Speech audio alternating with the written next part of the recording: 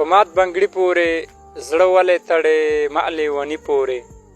زړه ولې تړې او ګرځه همداسې ځورېدلی ښی په هر سړي پورې زړه ولې تړې او ښه چې هغه دې هېڅ کیسه کې نه دی خطه لالي پورې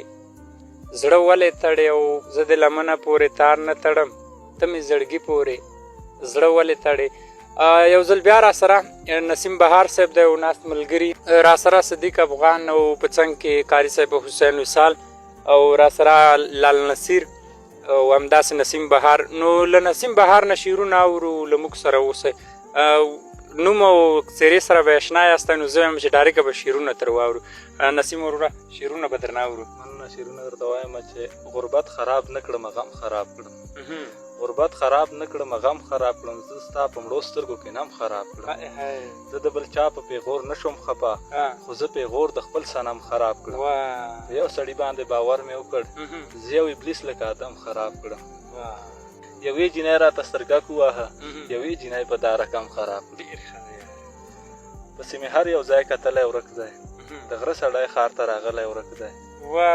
پسې مې هر یو ځای کتلی ورک دی د غره سړی ښار ته راغلی ورک دی کلی که ډک دی زه یې څه کومه چې کوم سړی مې زړه منلی ورک دی ډېر ښه د یو غزل کې مې شوخي کړې وه الهام له هغې ورځې تلی ورک دی لکه یعقوب ورپسې ړوند به شمه لکه یوسف رانه یو ښکلی ورک دی زړې جامې کنډی خولۍ په سر تا به نصیب نه وي لیدلی ورک دی. ډېر ښه دی یاره نور شعرونه به هم درنه اورو. یو غزل بل دی چې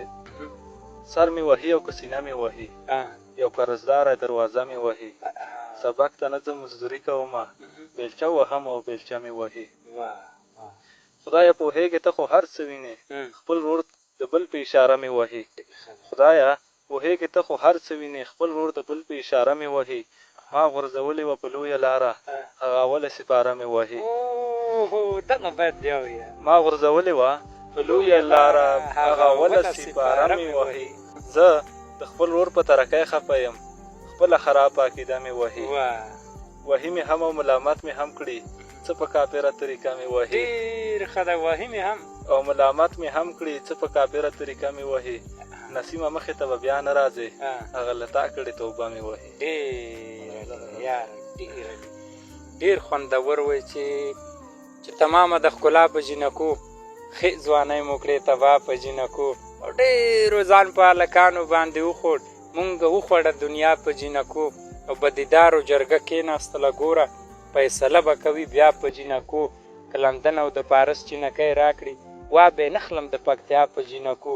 بیخي شور نه غورځېدلې دی عادله تعویضونه کړي چا په جینکو.